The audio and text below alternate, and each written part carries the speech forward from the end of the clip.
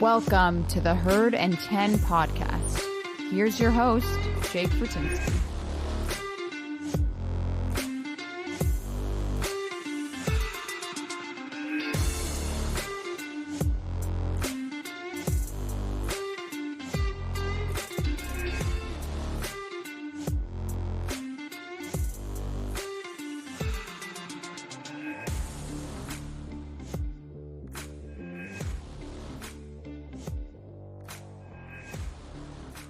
Hey everyone, welcome to the Herd and 10 podcast. I'm your host, Jake Fortinsky. We are brand new to this network, and it is exciting to be here, to be part of the worldwide sports radio network. We are on the radio, basically. We're live streaming video, we're live audio. We're going to be on demand everywhere you need to find us. We're going to be on radio.com, which is Odyssey now, which only radio shows get on. We're going to be on Apple. We're going to be on Spotify. Anywhere you can find the worldwide sports radio network, you are going to find us. You're going to find me. You're going to find my brother, Kevin Fortinsky, who is my co-host, but is not here tonight. Unfortunately, he had a prior engagement. He was unable to make it, but you got under a half an hour with me tonight. This show is going to run every single Monday from 7 p.m. to 7:30 p.m. Eastern Standard Time. Now, there will be the odd week that I miss or my brother misses. We're doing the best we can. We both work. We're busy guys, but boy, oh boy, we love the Bills. And this was a tough one. This is a real tough one. I mean, if you're listening by now, you've seen the game. You know what happened. You know the Bills were in a crazy game under the blazing heat in Miami. The Bills fall. The Bills fall 21-19. Even with a safety, the Bills lose. It's a tough pill to swallow. The Bills looked, I think, pretty good. I think that there's stuff to improve on, but I think the Bills look good. And, I don't really have any serious concerns coming from this. I feel pretty damn good about the Bills. I think we're still the best team in the NFL, and no one's taking that from us. I think that when you look at this roster through and through, we're still the best, even with the injuries. I think we're still a great team. I think that all the fans listening right now, don't panic. Now is not the time to panic. Yes, it's frustrating to lose to the Miami Dolphins, but it won't happen again. It will not happen again. I don't believe the Dolphins are a true 3-0 team. I think it's been fluky. I think their win against Baltimore was a fluke.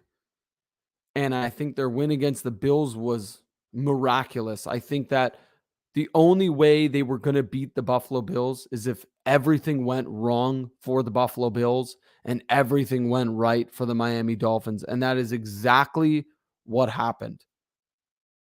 Josh Allen looked fantastic. Threw over 60 times. Threw for over 400 yards. Rushed for almost 50. Led the team in rushing. Touchdowns. He did it all. Converted on third downs. Converted on fourth downs. But we still lost. The Bills do have a problem on defense. I want to talk a little bit about that. The Bills have a big problem on defense. There are a lot of injuries. And I mean, if you're a Bills fan and you're watching, this is not the same defense without Jordan Poyer and Micah Hyde. And we all knew that going into this game. I liked to think that we could have that next man up mentality and actually get the job done. Now, we couldn't. I don't think our defense was bad, though. I don't think the safety play was bad, but I don't think it was good either. I mean, biggest play of the game. Bills have the Dolphins backed up 3rd and 22. Bills go in, I believe, a cover 2. They have the 2 safeties back. So the corners know they have help.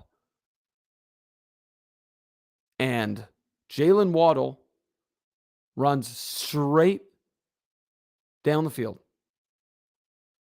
No double move, no nothing.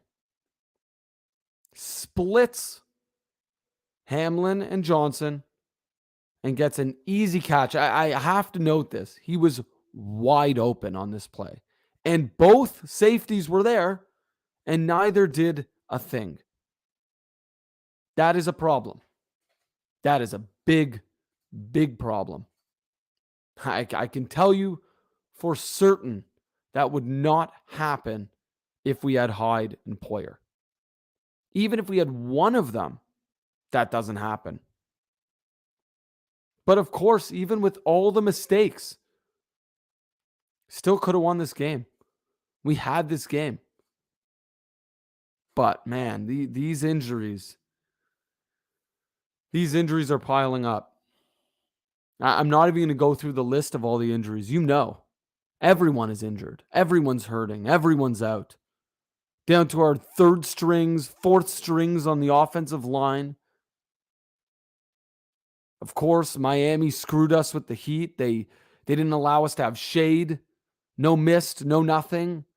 And look, you can't complain. It's part of the game. You got to be prepared. And the Bills, not so prepared for the heat. You know, you train, you do the best you can.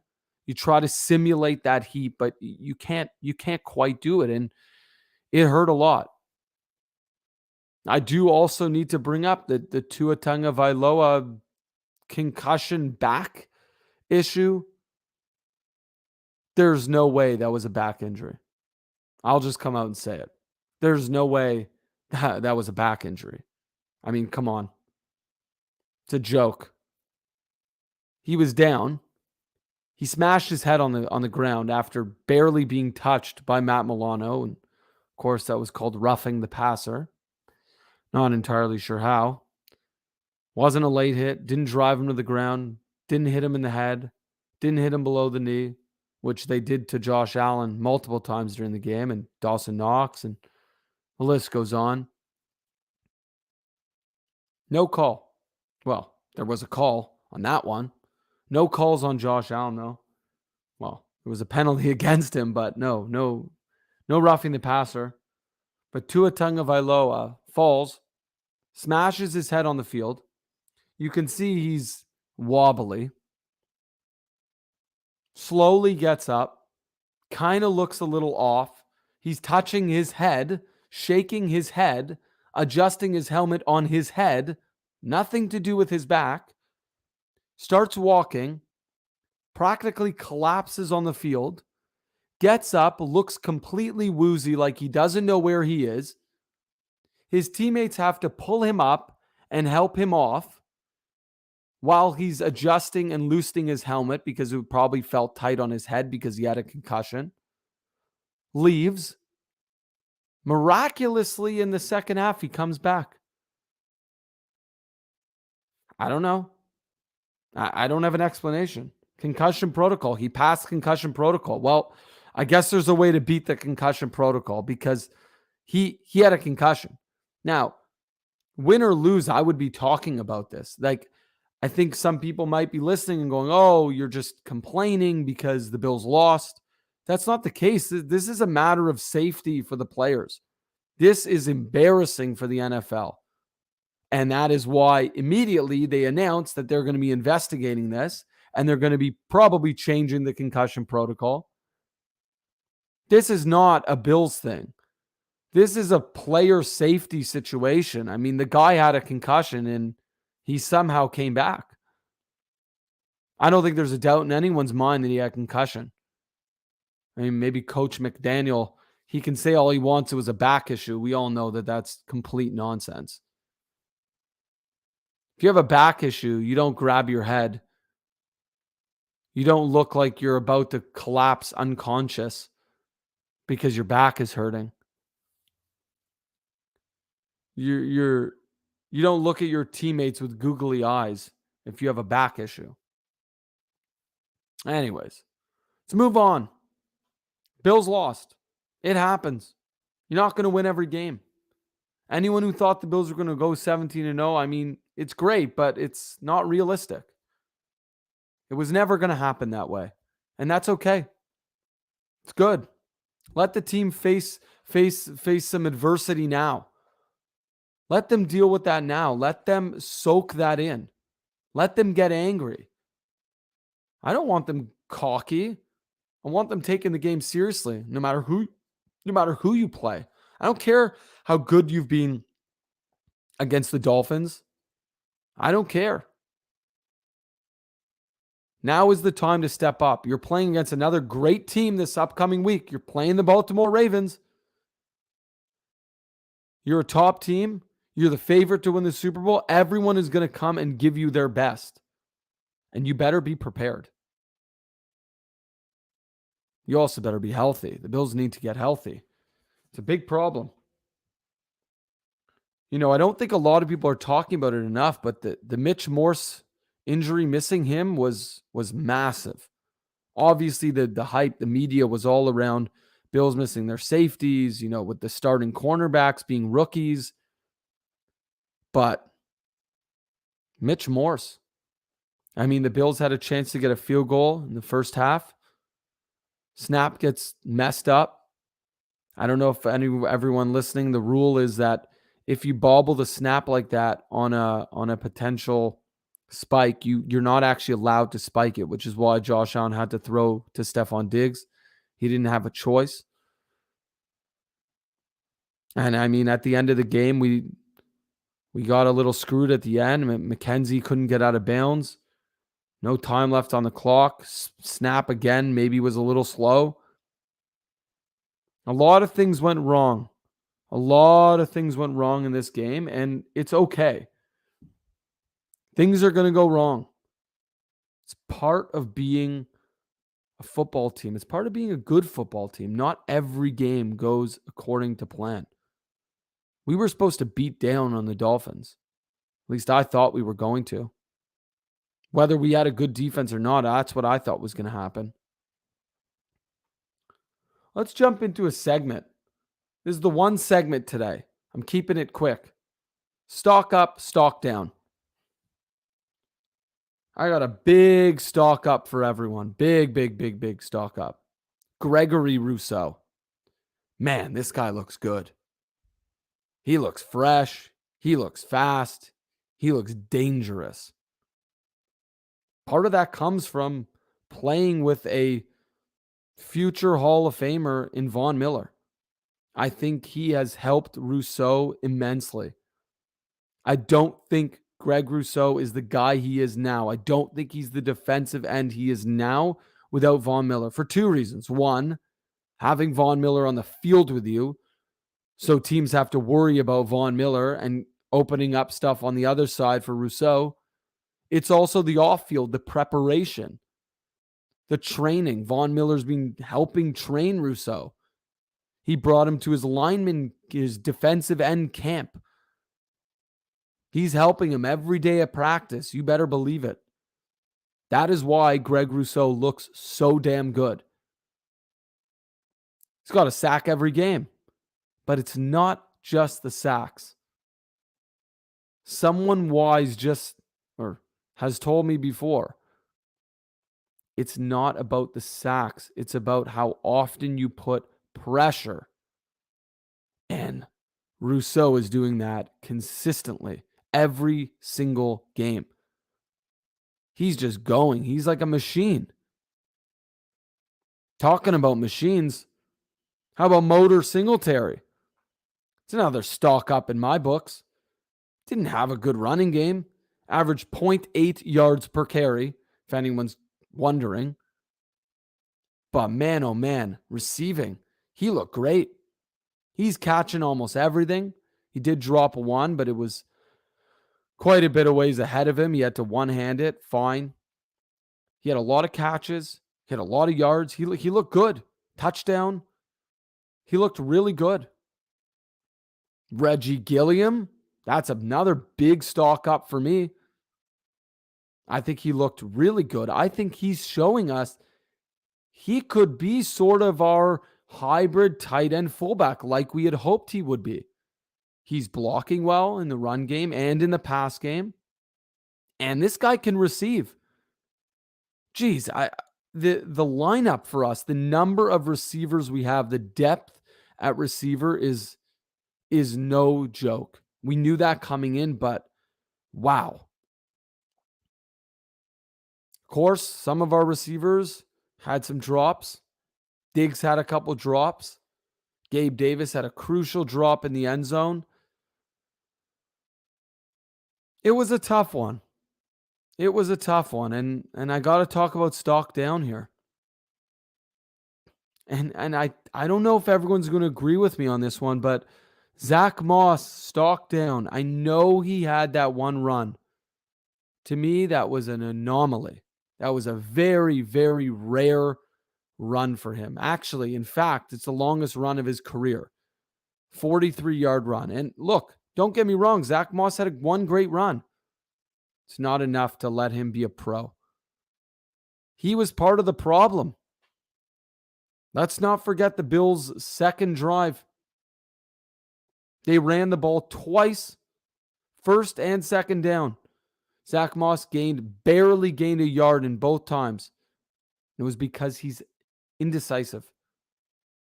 He's hesitant. He doesn't hit the holes fast enough. He also doesn't have the speed once he gets through anyone. I mean, he can barely get back to the line. And that, of course, led to a 3rd and 8 deep in our zone. Deion Dawkins doesn't pick up his guy. And what do you know? Josh Allen gets hit blindside, fumble. We handed them a touchdown. So really, our defense only gave up 14 points in my eyes. The first 7 doesn't count. They were at our 3-yard line. Zach Moss, big stock down. Not impressed with him at all. I honestly don't understand why he's on the field. I think James Cook is a hell of a lot better. I think James Cook had one incredible play where he had one of the best jukes I've seen in years. He had a bit of that LaShawn McCoy shake and bake feel to him that Singletary does not have, that Zach Moss certainly does not have. I think James Cook is much, much better than Zach Moss. I think Singletary is much better. I think Josh Allen's a much better runner than Zach Moss. I don't think Zach Moss belongs on the field. I don't think he's a good blocker. He's not a good pass catcher. He's slow. He's not a good runner. He's everything that I've said. I would really love to see us move on from him. I get it. You drafted the guy. You wanted to give him a shot. You've given him more than enough times to show what he's made out of. And it ain't steel and it ain't iron. I think it's time to move on from him. I really, really do. All right.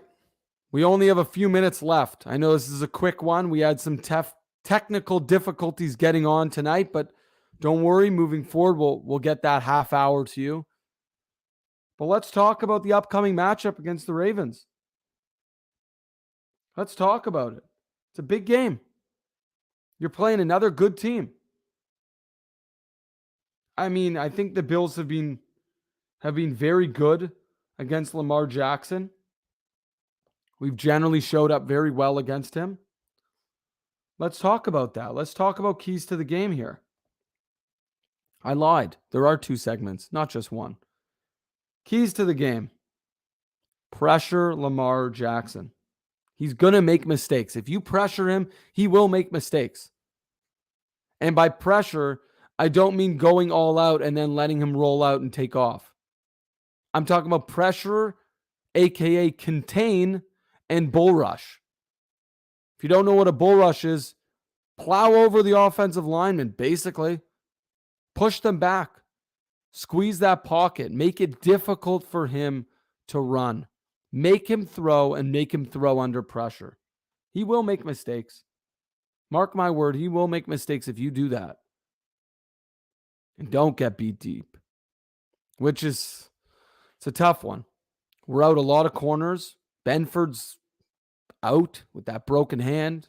Obviously no Hyde, no Poyer. Dane Jackson might be back. You got Khair Elam, rookie.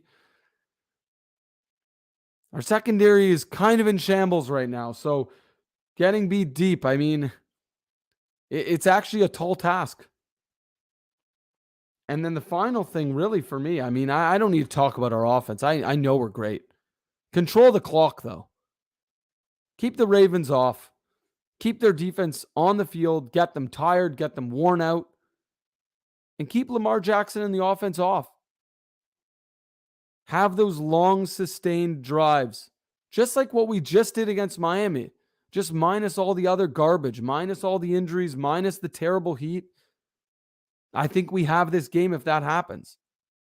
I really, really do think we have that game. I think we're going to bounce back big time. I think we're probably winning this game 31 to 21. I think we could give up 3 touchdowns. I do think that's possible. But I don't see us having another game with less than 30 points.